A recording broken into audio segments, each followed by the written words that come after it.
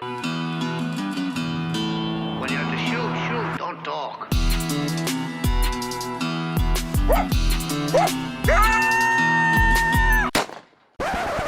All right, everyone. Thanks for joining us for another Trap House podcast. And today, Charlie and I are going to sit down and talk about road trip trapping trips. So, lots to discuss. I know a lot of people want to do that. We're going to talk about, how we approach things and probably some do's and don'ts and all that good stuff. So, hang tight. We're going to dive in. Also, got to give it up to the sponsors. Hags Bracket, J3O.com for J3 Outdoors. Check out his line of stuff. We are also with Weeby Knives. Check out their website, weebyknives.com. They got all the skinning and fleshing tools you need. We also have Top Lot Stretcher Company with us. Their website is toplotstretcherco.com. And we've said it a million times, their adjustable stretcher is very well made, and we prefer that. And they also have a whole supply line as well, so check out their website.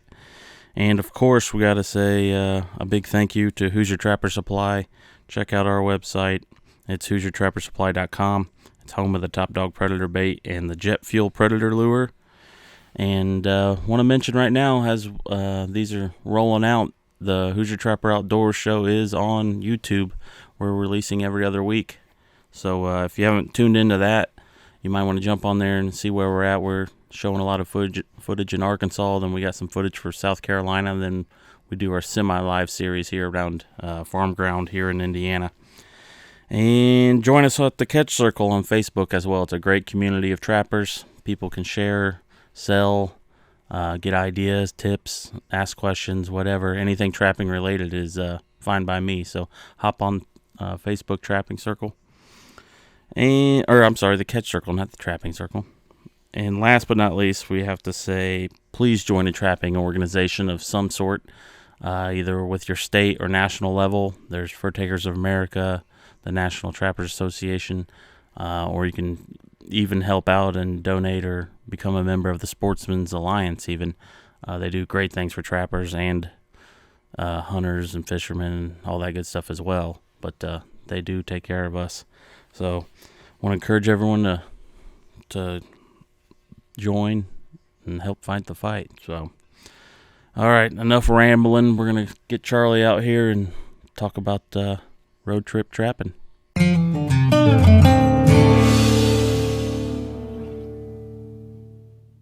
All right, Charlie's here with us. Like I said, road trip trapping, state hopping, circling the globe, whatever you got to do to get out there and trap. Right. So a couple things I want to mention before we get started. We actually had a question come in, and the question was, the guy had a bobcat in a snare in a cable restraint in a state that required a cable restraint, which is kind of, at this point, actually, it's going to factor into the answer. So the bobcat took a lunge and actually pulled the cable stake out of the ground, and he said it was good hard soil ground. So he wanted to know if a J.C. Connor shock spring within that cable restraint would help him out. And I'm kind of thinking, I guess I really don't have a good answer for you.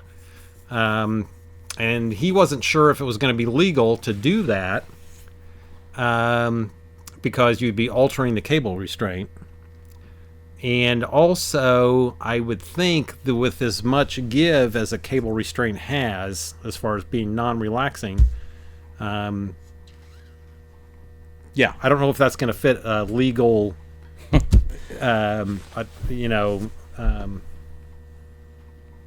within the legal regulations of using a cable restraint. So I guess, for those of you watching this on YouTube, if you want to make a comment below on what your thoughts are on that, let us know. I'm actually kind of thinking that that possibly the cable stake may have not been fully set. So when we drive a cable stake in, we always set them. So in other words, when you go in vertically, we give a good tug so it flips that stake horizontally, and that way, for one thing, we're using our judgment as to whether that stake's going to hold, and then if we are in question, then we can always run another stake on a double stake. So I'm kind of wondering if maybe that stake wasn't fully set or not set at all, because some guys don't set them. They just wait for the animal to do it. And if you don't set them and the ground's right, sometimes that stake will just come straight up and Yeah. not come out of there. So I don't know. That's kind of my thoughts. I've only had one other time a guy tell me that he had a cable stake fail on a snared animal, and snared animal by the neck. It was a coyote, and it pulled the stake, but it had rained super heavy, and in the same circumstances, that rebar would have been out of there too. So, had it been double staked, it probably would have been fine. But when you've got a snared animal, that's essentially like a horse with a horse collar. You got all four legs working. You got adrenaline and all that factored in, and so when you're staking something, obviously you got to use your judgment. Got to use your judgment all the time in trapping, but staking is definitely something you got to use your judgment on. So. Don't underestimate a coyote, that's for sure. No, and this other one was a bobcat. So, anyways, just thought we'd start with that, and now we'll talk about going out of state. So this is something Charlie talks about at conventions. He kind of demos this. Mm-hmm. Well, talks about it. You don't really demo it, but we get this question fairly often. Right. Like, where should they start? What should they do? Who do they contact as far as getting out of state permission to go trap? Yeah, just what's the check off list is essentially to go do this. So, with that being said, we're gonna put just the nuts and bolts of this how to information on the how to section of our YouTube page on Hoosier Trapper Outdoors. So it'll be under the how to section. So for those of you that want to go in and reference it later, it'll be there. Yeah, of course the podcast will be there too. But anyways, so we get this question a lot because we do this a lot. Typically we take 2 trips a year, and we normally go after Christmas. And I guess you got to go look at it too, what your perspective is. So do you want to catch an animal that you're not catching at home? Do you want to just trap different geography, or all of the above? Just opportunities, sometimes it's got the grass is greener on the other side of the fence aspect to it. But more than anything, it's a lot of times just different geography, different animals that you're not able to catch at home. Initially, years ago, back before we ever started filming Hoosier Trapper Outdoors, Jake was only like in 2nd grade, I think, when we first started going. We went to Kansas, and none of that was filmed for a show or anything. And the perspective on that was, number one, just to go trap Kansas, but it was the other objective was certainly to go catch a bobcat, which we definitely accomplished. So I guess the first starting point that I would look at for people that are thinking about going out of state is, do you have relatives or good friends that live out of state that would be a good person to network off of? So if you have a farmer relative, that's great, and a lot of times they'll allow you to trap their farm if someone isn't already there, and then they know other farmers in the area, and you get network that way and get permission that way. Same with friends, the same with friends that go on hunting trips. They may have a contact for you. So originally when we went to Kansas, I went through a friend, and he had a friend that was a hunting outfitter for both bird hunting and deer hunting in Kansas. So we were basically had more ground than we could cover in the 10 days we were going through that guy's leased hunting ground. So, and he was glad to have us there for nesting, bird protection, and then also, and then we enjoyed doing it as well. So that right there, if you have that type of contact or that type of way to network off of somebody, that's a good way to go. If you take a hunting trip, sometimes you can network off of that as well. So, just depending on the circumstances of the trip, if you're where you're at or whatever, and you get to know the guide or outfitter or the owner of the outfitting place, you might be able to work that way as well. So, all of these things are things that you want to keep in mind.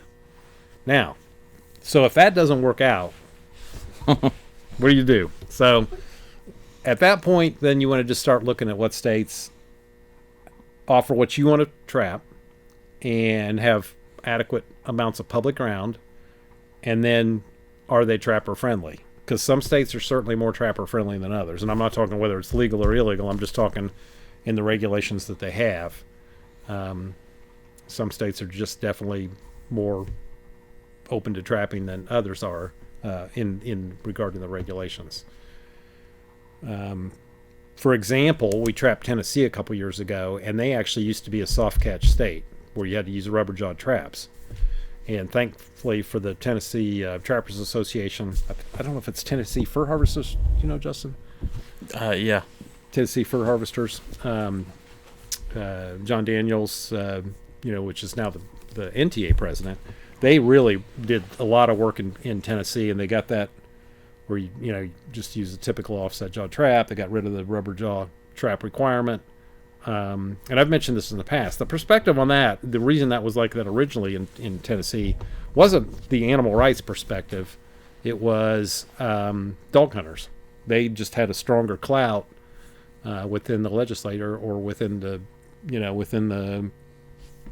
legislators back years ago, and they just got that stuff initially set up that way. So, but a lot of that, fortunately, in Tennessee has been changed. So I guess you want to make sure the state you're going to allows you to use the equipment that you presently have, or if you have to buy additional equipment, it's not going to be crazy, cost-wise.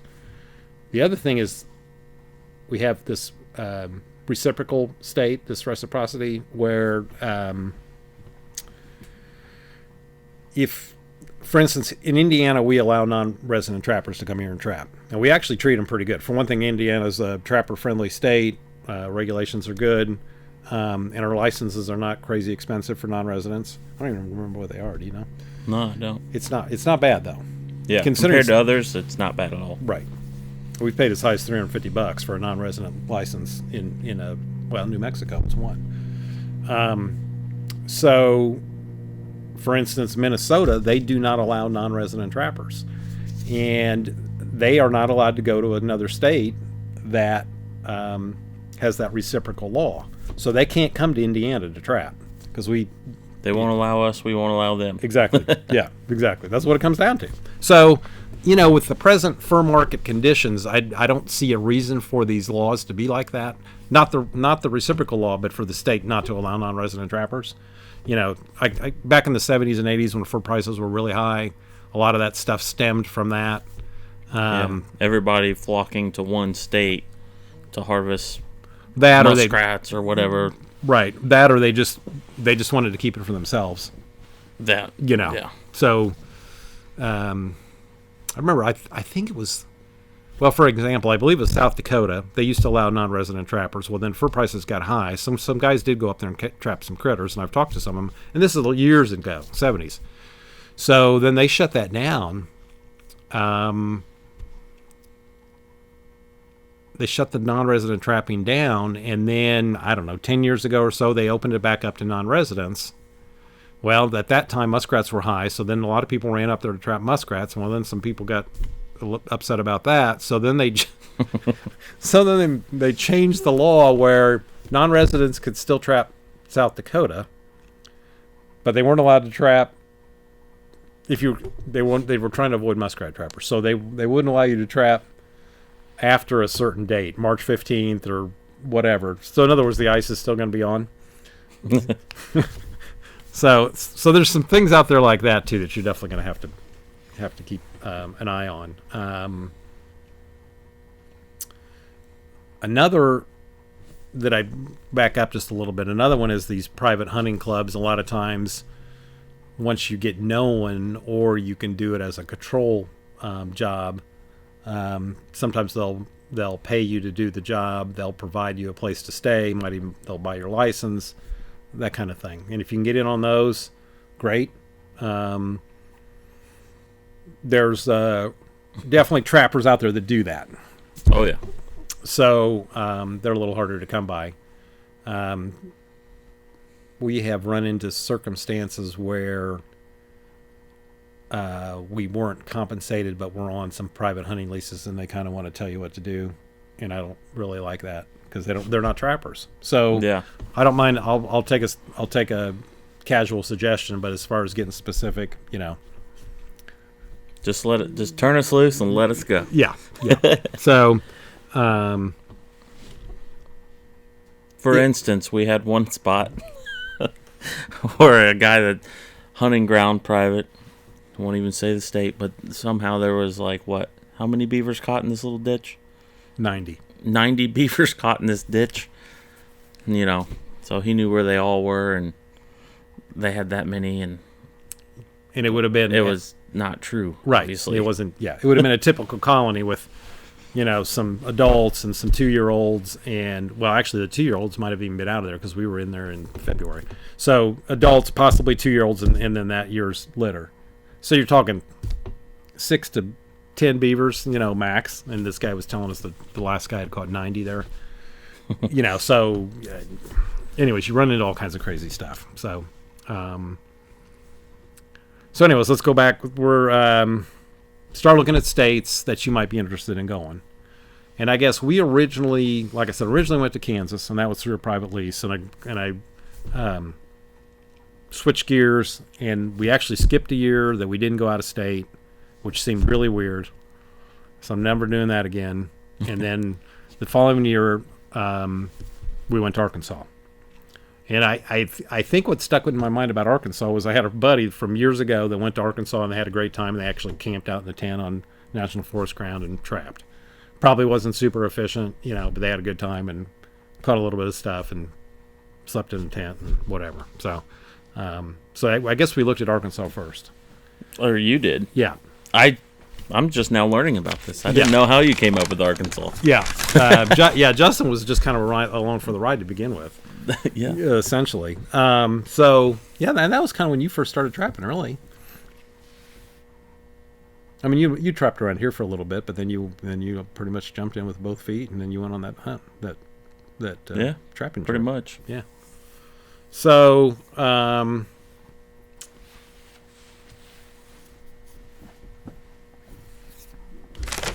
back up where I was at here. Oh, anyway, so we looked at Arkansas, and we looked at the regulations.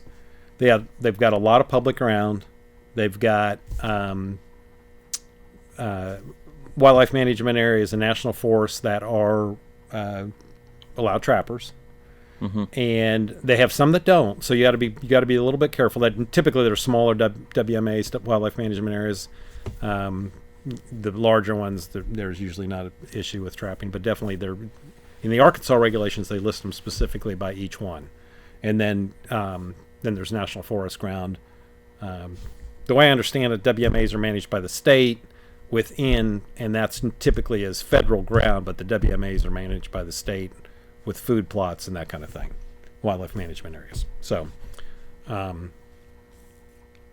we looked at that, and we picked out a place on the map. We drove down there, basically took a day to get there.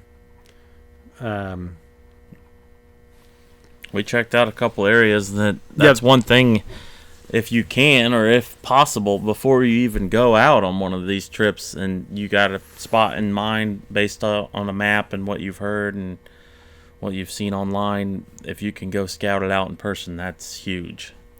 Right. Not everyone does that. It's understandable. Right. It's logistics of it all. Right. But we kind of went blind, and the first couple WMA spots were not so hot. No. And we just decided to keep driving until we found something that was more adequate for what we were trying to do. Right. So we drove. Basically, it was a 700-mile trip. Looked at it the next morning. The road access was minimal.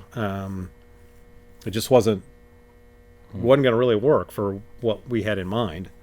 Then we spent the rest of the day driving, and I think we put 350 miles on that day, looking at other WMAs and other national forest areas, and came up with the one that we're presently at.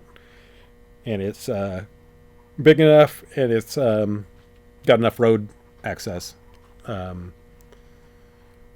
Just if you're not walking and you're able to drive, you can cover a lot more ground and be a lot more efficient and definitely catch more critters. Oh, yeah. If you're walking and you like just the nostalgic idea of walking with a backpack on or whatever, more power to you. That's fine. But if you want to kind of have the long lining aspect to it, you need that road access. So,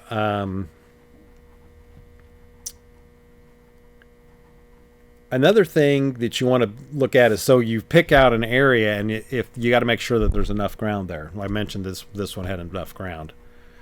So, for example, this one is a 200,000 plus acres, and we can, by the time we're not covering all of it by any means, but I mean you can get a pretty good loop going.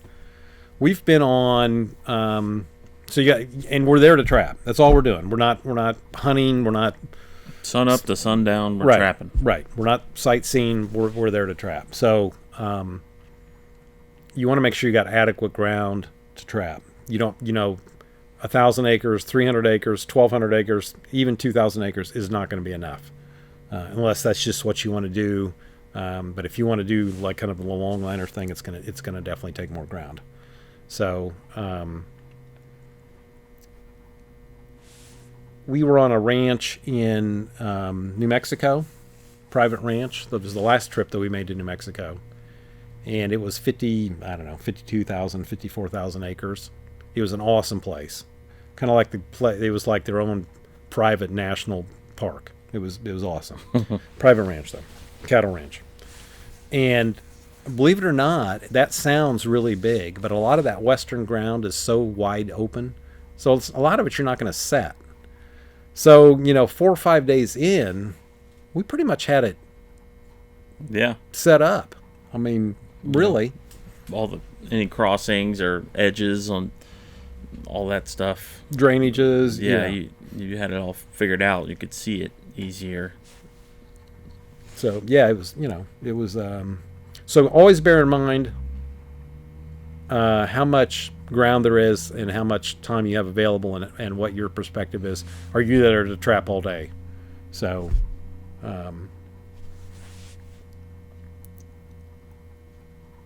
the idea too, when we leave, like when we're trapping around here, it's kind of like, okay, we got just this short window of time, and we might have 2 hours or 3 hours in the morning to go do this, and then we got to get in here and work. It's our busiest time of year, and when we leave on a trip, we don't have any other distraction other than phone. So yeah, we're not like, we're 700 miles away. It's not like we can drive home and work. So we're going, and we're there to trap. So that's the other thing. All of us that are taking a vacation or whatever to go trap, that's what you're there to do. So you got to think of that as well. So definitely important to kind of bear that in mind. It makes it more enjoyable that way too, in my opinion. It does. You're stressed about everything going on at home or at work and all this stuff. It's a vacation. Get outdoors and trap. Right. Have a good time. Right. It's way more enjoyable, in my opinion. Right. And it's kind of nice to just be. I've trapped both ways, out of state, where you're jumping from farm to farm or ranch to ranch, and driving a bunch of miles, hitting properties, which is probably realistically the way a lot of times it's going to go when you do an out of state trip, assuming you got the ground lined up, or you're on one giant piece of property, which I really appreciate. And you're basically, when you're on that property, you can trap anywhere you're driving, essentially. So, you got to obviously keep in mind areas that might have a little more public travel or whatever, and avoid those. But generally speaking, you want to try to, it's nice to have one piece of property and you're not leaving it, so you don't have downtime traveling between property to property. So, one thing of utmost importance if you're trapping public ground is what's going on there on that ground when you plan to be there. Yeah, because it's not just you. No, most cases, if it's not, if it's public, it's public. It's open to anything. It's open to everybody. So obviously, you want to avoid gun season for deer.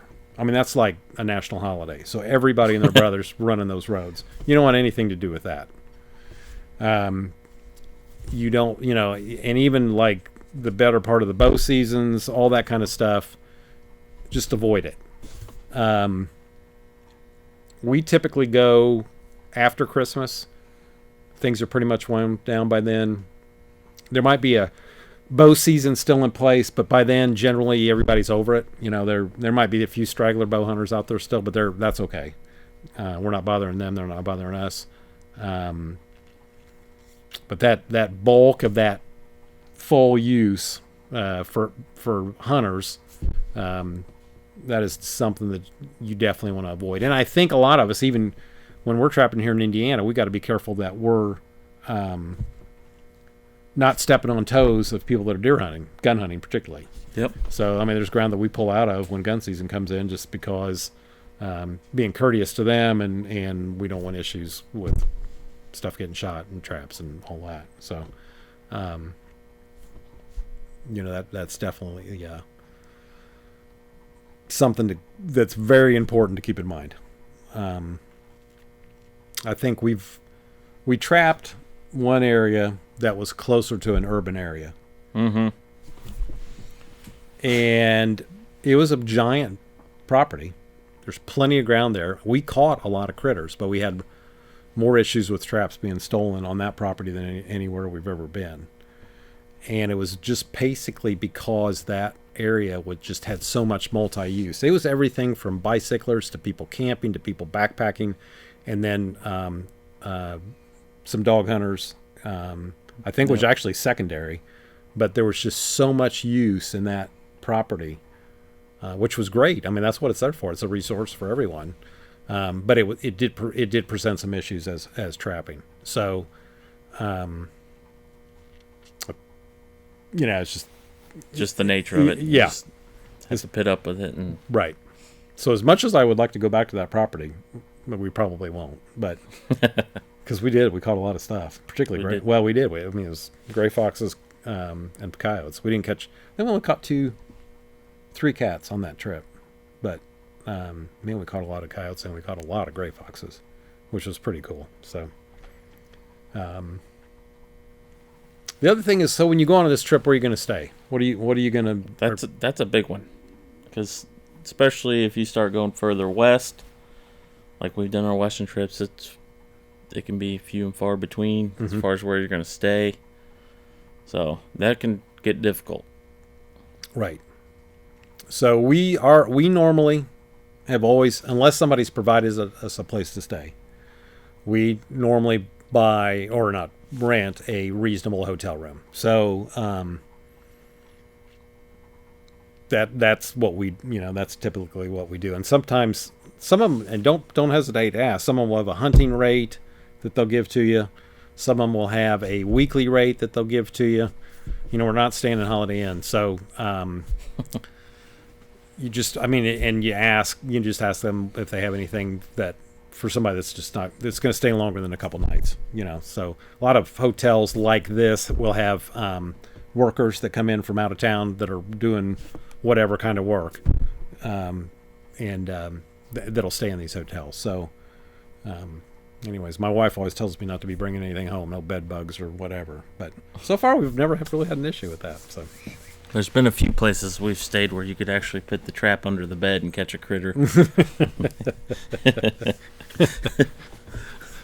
Sometimes, yeah. So you just gotta, and then some guys that we get asked often if we camp, if we do camping, and it's we don't, and it sounds really cool. Yeah, sounds like fun, and it sounds nostalgic, and it sounds like the thing to do. But I guess if you think about it, if you're trapping all day long, start getting dark, and then you got to go back to your campsite and put all the energy into building fire, fixing supper, getting just everything going, doing all the things that go along with camping, which is fine. There again, if you want to do that, more power to you. It would be fun. It would be a good memory, I think, and you'd be out there, right under the stars, essentially in your tent, but. Or camper. Some guys pull a camper. And I think the camper, if you're doing a camper and you pulled in, you got electricity and you're able to take a shower and clean up. Get rid of that long distance that's possibly poured on your hands or something. For us, the hotel is probably the more flexible and the more convenient, and allows us more time to trap. Yeah, it is. It's Yeah, all the effort you'd take into putting into camping, you could do so much more with that time out on the line, and Right. exhaust yourself. Right. And it nice to come and take a warm shower and get warmed up and get a good meal so you can start it fresh the next day, run hard all day again. I don't know of anybody that really per se camps. I know some guys that do plug in a camper on out of state trips, but I don't know of anybody that does really a tent camp that hits it hard. I mean, where you're just able to really hit it hard. I don't think that. Everybody I know that's long lines out west or wherever typically stays in a hotel or has some sort of cabin or some sort of ranch house, bunkhouse. They're staying in there. I don't know of anybody really tent camping per se. I think if people will do it once or twice, and then they'll look for another option. So. Yeah, they're like, all right, we did this. Yeah, it was fun. Enough of that. It was fun, but I think, and I've mentioned this before. To me, the challenge of going into these scenarios, basically, you're dropped in 700, 1,100 miles from home, and then you're like, figure it out. That I really enjoy. That and obviously the first year there you're probably not going to do as well as the second year you're there, just because you're going to spend a lot of time learning the ground, and learning. And we got where we go in Arkansas, we got history with our locations. So we're kind of like, we can decide whether we're going to set it or not because based on past history, even though it may look good or whatever. So it's crazy too because we've been doing Arkansas long enough that we've seen it change. Mm-hmm. The ground change, or if they've done prescribed burn areas or made the new trails or did logging, clear cutting, all that. So I mean, it could really affect where animal movement's going to be. So it's been interesting to see how that's been playing out over the however many years it's been. I don't even know. Yeah, we had one. For those of you that are watching us on Hoosier Trapper Outdoors YouTube, there was one episode, and I even talked about it. There was a road that was always consistently good. In the past probably 3 years, it hadn't been that great, and they had taken a road grader down, and it was basically a Forest Service road, or was it for? I mean, it's a muddy road, but when they took the road grader down, they evidently lowered it enough or whatever, so now it just fills with water, a lot of it, and I think it actually has changed some travel on that. Yeah, route. We don't catch near as much stuff as we used to. No, on that. No, and everything else generally is the same, other than so we probably, we're picking them up on a different road, Forest Service road elsewhere, but that particular one, not so much anymore. It just hasn't been that great. So, if it ever gets, if it's dry, where there's not water standing there, it probably would be good again. So. I think the biggest thing on this stuff, another thing I did want to talk about it. So it's really, really tempting, and we've done it. When you're loading your truck up, you're taking your predator trapping equipment, you're taking your coon trapping equipment, you're taking your beaver trapping equipment, all this stuff. Taking everything. Yeah. Well, try to pick one area that you're gonna focus on. So we focus on predator trapping. We used to take beaver equipment just in case we saw some beaver activity. You will find that stuff in the truck gets in the way when you're trying to do this other predator. So we're not pulling a trailer. Everything's in the back of the truck to be efficient. We're not, we can catch plenty of raccoons at home. If raccoons were $30, that'd be a different story, but they're not. So just go after what you want to catch and enjoy it. And that kind of brings me to another point that I want to make is we get asked us like, well, how do you justify doing this? You're making money on it. How are you making money? It's like, well, okay. You got to catch a lot of fur to pay for that gas. Yeah, and that out-of-state license and all that. So no, we're not making money. I mean, there's been some years where we broke even, maybe even made a little bit back when fur prices were better. But generally speaking, no, we're not making money. I look at this as the same thing as a guy taking an out-of-state hunting trip, whether they're going antelope hunting, moose hunting, whatever, what that costs. We're doing it far cheaper than that, and we're going and having an experience, an adventure, and we're doing what we enjoy. That is the perspective on this. And that's where we're at. I mean, if we the fur check's always nice, but it is not the main motive of taking these trips for us. And other people that I've talked to, I mean, there's some of them taking pretty seriously, and they hit it hard enough, and they'll stay long enough. They'll take 6 or 8 weeks, and they're able to do that. Unfortunately, we only normally we try to get 10 check days, which then you need a day on that front end so that's 11 days, and then you normally have a day of travel there and a day of travel home. So you're up to like 2 weeks. So when you're a small business owner, well, you need to get home and get to work. Yeah. Well, both of us. So when we're both gone, then we're taking 40% of the workforce out of here, or 30% of the workforce out of here. So, I mean, we're up against that too. And everybody else is. They got a limited vacation. You got obligations to your family, how long you can be gone.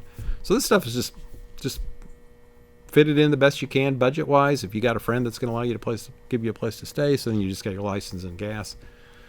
It's just what we enjoy doing. We're most trapping things. If you took a look at it, you'd probably be better off just go work in just an average job, and you would do much better than you would trapping. So that is not the perspective of this. And for those of you that think it is, then more power to you. But that's those days were several years ago. Realistically, those days were several years ago. So. I think the thing that you want to keep in mind is and to be flexible, not to get something set in your mind that this is what we're doing. Clearly, had we done that, we might have just tucked tail and came home the first time we drove to Arkansas, because the first, 3 or 4 properties were looked at was like, we're just striking out. Yeah. We finally came across one that was going to work for what we had in mind for the style of trapping that we were going to do. And something always happens. Yeah. Something doesn't go with your plan. Right. You just got to work around it. Have some people just freak out or have a meltdown, You might bury your truck down to the frame. We've done that. You might blow some tires. You might, not have the property that you were told you were going to have. Things like that happen. Yeah, we've had all that. Yeah, and there's 2 things I want to mention there. So one is equipment. One being when you have your set of equipment, whoever else is going have their set of equipment, and then have everything that you're bringing have duplicates or triplicates of. Disposable stake drivers, trowels, sawdbusters, sifters. All of that stuff is really easy to leave laying in the woods, or to have fall out of your pack basket, or just get caught up in the scenario and you'll leave it laying there and you'll pick it up the next day. Make sure you have plenty of extra equipment. So can you imagine being 700 miles from home and you've only got one trowel and you break it or whatever? So, I mean, you are it's another expense, but you probably should have backup equipment when you're at home. So when you go on these trips, make sure you got plenty of backup equipment, because you could be rendered, out of service basically for 2 or 3 days until somebody shipped it to you, assuming you were going to even wait for that. So that even goes for your dispatch weapon. Yeah, I mean, Charlie would tell you I accidentally left the gun next to a tree an hour away. I had to go back and get it. Yeah, it's pouring down rain. I mean, I see how it happened. Yep. You're trying to hurry, get out of the rain, and it was probably longer than an hour. It was like 3 hours, probably. Hour and a half each way or something. It was a long. It was a long time, and we only had one gun with us, so that we're not go back and get that it again. Yeah, we're not doing that again. So, fortunately, nobody took it. It was pouring down rain. There weren't that many people in the woods or whatever. So,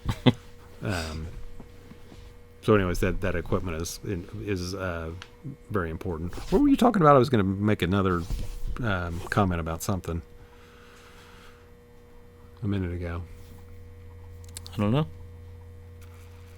Oh, So we've been invited a number of times over the years to go to a specific property that is literally eaten up with bobcats or eaten up with coyotes, and they're like just everywhere. And we've taken a few of those trips, and They weren't ate up. Generally speaking, it has not been an issue. So I mean, not an issue for them. So yeah, there's some critters there. I mean, you're never going to be able to eliminate everything. So it's kind of like, and this is from a deer hunter perspective. We've talked about this before. So the deer hunter perspective and the trapper, the reality of trapping are two different things. Deer hunters, they're not trappers, so they don't understand all of this. So, and I guess when you're going into that type of situation, kind of bear that in mind, that it may not be what they're talking about. Right. So I think that kind of wraps this up. We can do a follow-up to this if you guys want to put some questions down below. Justin, so over all the years we've been doing this, what was your best, one of your best experiences? Man, that's hard to say. There's been a lot. There's been so many good ones. I always think every year I try and do something I've never done, or hope that something happens that I haven't seen, or and I think that's came true for most of the trips we've taken. Mm-hmm. I don't know, my first Western cat always sticks out big time in New Mexico. Yeah, that was very that cool. one really, because it didn't even look like a cat for one. Nice. And then you get out and the wind's blowing and you can just see that fur. And that was actually that was actually the cat, the photo that Adrian worked off of for the painting that he did. Yeah. Trapper Adrian did a painting for. Yeah. He sells prints, and he gave me a canvas print of it. He still has the original, I believe, or sold the original. I don't know where it ended up, but yeah, it was a pretty cool experience. And then, yeah, it's too hard to say. I mean, there's been so many cool ones. There's been a lot of them. There have been a lot of them. I have one that I guess sticks in my mind presently is when this was back before Justin and I, and the three of us went, Jake, Justin, and I. Jake and I went. Jake was quite young, and I was actually trapping with another guy, friend, and this was back in when we were in Kansas years ago. And this was the first check day, and we set up, I think we had 35 or 36 sets in the ground or whatever, but roughly that many sets. And we checked every location, or checked every trap that first check day, and we didn't catch a thing. We didn't catch a possum or a skunk, which past history in Kansas told us that we were going to catch a lot of possums and probably a fair amount of skunks, because we always did. And we didn't catch anything. It was like nothing moved. And we got to the second to the last trap, and my buddy caught a bobcat. Well, that made the day, so we're all really excited about that. And we round the corner. It was along a creek, and a high bank of a creek, and it was wooded. And in that last trap had another bobcat in it, and that was technically my trap. So we caught a double on bobcats, but the way the scenario was, we couldn't get a picture of either one of them.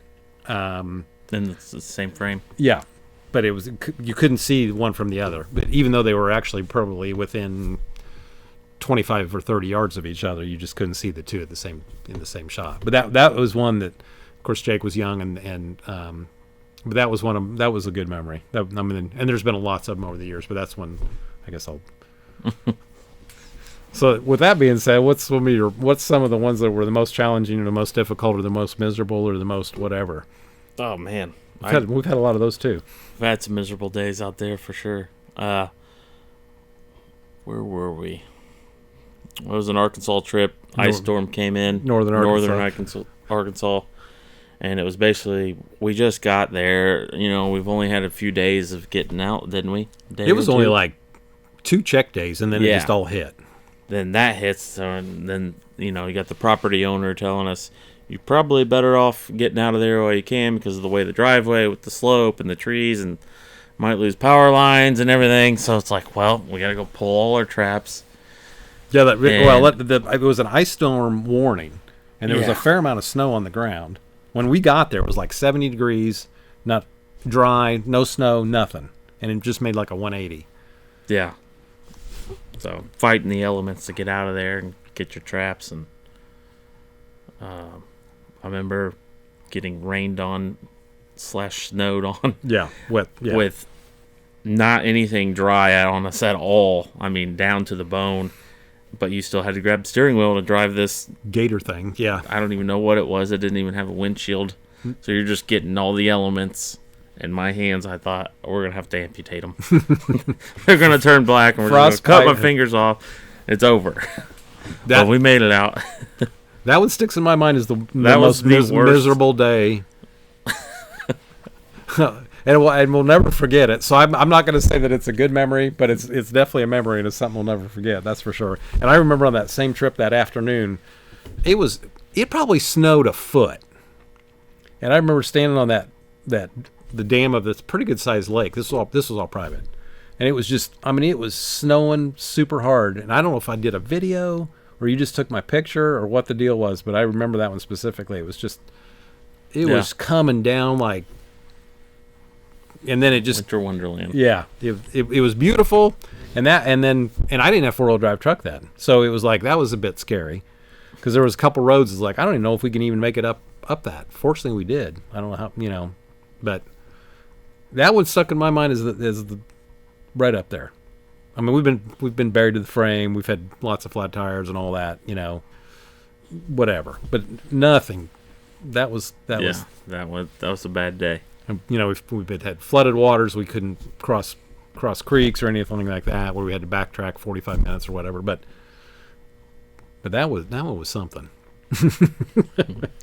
And then we got everything pulled, and we're driving, and the roads are crap. They're terrible, slick. And remember that night? We were just driving. It was pitch dark, and we were. Oh yeah. And we were going through.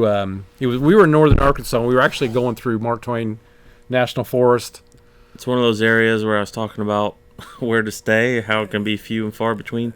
There was nowhere to stay at all. I'm glad we had a full tank of gas. I mean, we had to drive and drive and drive. Yeah, it was. Yep. That was. I won't forget that. Yeah, and I don't remember if we were even using a GPS. I think we were just going off a paper map or something. I don't remember, but it was. That was a long evening. And we finally got to a town and got to I think it was about 10:30, because we were able to find a restaurant to eat at, and we got a hotel. But that was one of them days that. Yep. We've all had miserable days. I remember, but that was one that I won't forget. I was thinking of some other good days that you're talking about. One of the memorable trips, other than that Bobcat, and then obviously my very first Bobcat ever in Arkansas. That was cool. That was actually the first Bobcat that we ever caught. In Arkansas was the one you caught. Yep, and that's all on film and stuff. So I'll always be able to go back and check that out, and then all the other cool, like, weird incidents that's happened. Like, we didn't catch the mountain lion, but we can almost say 100% sure that's what was at. Oh yeah, one of my sets. Where like almost caught one, which the set wasn't designed for at all, but it was still neat. Then run into a guy running his dogs after lions, and he ends up treeing one. Who knows if it was that one or not, but right. Just cool to be in that environment and see stuff like that while you're out and about, and knowing that you could have the potential of catching something like that. Right. That was cool. That was a challenging day though, when the guy was running the lions, because it was snowing, and we were. Mm-hmm. When we got to the National Forest, this was in New Mexico. When we got to the National Forest, and this was all we got it on. I don't remember what season it is, but it's on one of the Hoosier Trapper Outdoors. In the high desert, it wasn't snowing, and we could look up in the mountains and see that there was snow. And the more we kept climbing, I think we were about 5,000, and we got to 9,000 something feet elevation. Yep. And I don't remember exactly where we were at, where we started hitting snow, a fair amount of snow, and we kept, in those mountain roads. And there's probably, I don't know, 6-8 inches of snow on the ground, maybe a little bit more. We're driving in that, in those mountains. And we decided to go ahead and pull, because the trip was not producing. It wasn't doing much at all. Yeah. That was actually that was not the trip that you missed the mountain lions on, but that was another different trip, but different property. Yeah. But And then when we got down at the end of the day, there was no snow. It was beautiful. Remember? It was just Weird. yeah, just that Not high used to it. elevation. Yeah, I don't know what the elevation was when the snow kicked in and was blizzard like essentially, and then but yeah, Good times. it was a good time. So Make more this year. Like I was saying, I like to do something I've never done before. I've never trapped Kansas. We're going to Kansas this year. we intend to go to Kansas. Yeah, yeah. Most likely we'll end up there, but you never know. And I've never caught a badger, and I'm assuming this property, this area, is going to be, Yeah. have some badger potential for us. Yeah, yeah, So I'd like to check that one off my bucket list there. yeah. So I guess I for those of you that want to take the leap at this, I can't recommend it enough. I think you'll have a great time. Just go out with expectation, having a good time, having a new experience, a new adventure, new challenge, and I don't think you'll regret it. Most people that do this, they may not be able to do it every year, but they'll do it every other year or whatever, and then some of them do it every year. We just had a guy in here a couple days ago, and he was heading to Kansas. He was leaving in about a week, and he just he lives here in the Midwest, so he was anxious to get out there. He went last year for the first time and did pretty well, and then he's going back this year, and so yeah, there's a number of people that do the state hopping thing for sure. Oh, yeah. So and there's some that make some money, and they're most of us don't, because we're just limited on time and whatever. But anyways, anything you want to add to that? I think that's it. I don't have any concluders here. Yeah, that's my concluders. Just go out and just have a good time. Just and enjoy have it. fun and get out there. See some new geography and make some new experiences. And if you can bring family or friends along, then all the better. So, Yep. So we'll catch you next time. Until then, make sure you're watching all the Hoosier Trapper Outdoors. Follow along on Facebook, Instagram, all our social media platforms. We got the email newsletter that's out there too. You can sign up on our homepage at HoosierTrapperSupply.com. And I think that's it. Yep. All right. We'll see you later.